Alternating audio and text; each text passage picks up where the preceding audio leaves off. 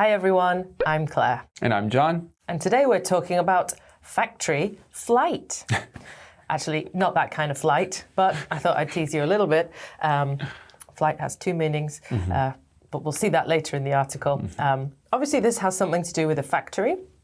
And if you think about countries that are known for having a huge amount of factories producing things, you might be able to guess which country this is about.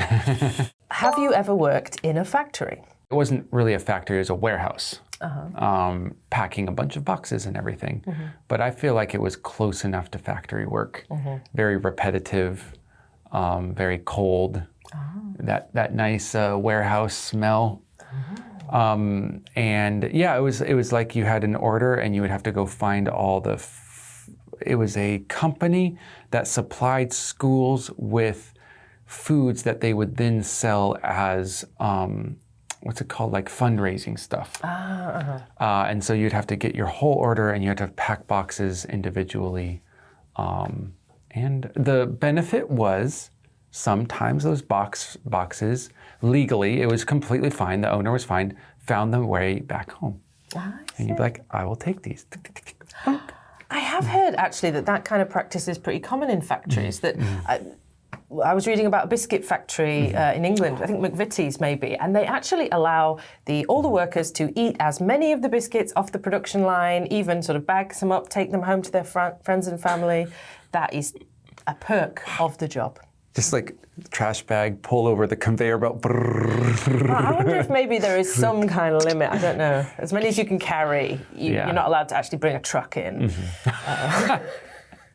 Although maybe someone's tried that. I don't know. Maybe someone would too, especially Gen Z people. I'm just joking.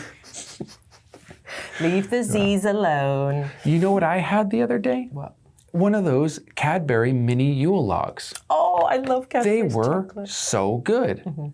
The only experience I've had with Cadbury is Cadbury eggs, and they weren't my favorite. But these were just top notch. Oh, awesome. Just wanted to give praise to your country. Where did you buy that? Did not buy it. I have another British friend whose aunt sent it to him. You've got connections. Yeah, I only had one though. He took the rest. So, why do you think so many foreign companies though are actually having factories in China? I don't know if it's true, but my instant gut reaction is money. Labor costs must be cheaper in China. Lots of people, lots of manpower, human power. True, yeah. They don't have minimum wage, or at least I'm pretty sure the minimum wage is not as high as it would be in Korea or Britain or America. So, I mean, I think you're right. In the end, it's just money. If they had those factories in America, there's too many regulations or too much money's being spent, maybe being too safe.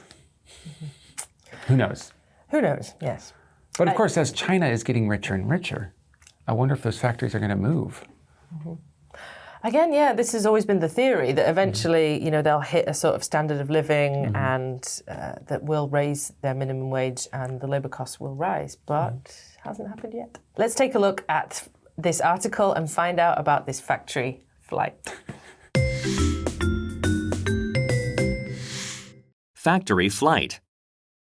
Employees who had been confined to a factory in central China grew increasingly restless and finally voted with their feet, defying strict COVID-19 measures to break out and head home.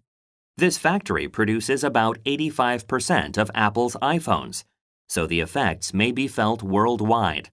This is one of the latest signs that people in China are fed up with the zero COVID policies and no longer willing to tolerate the resulting loss of freedom and economic opportunities.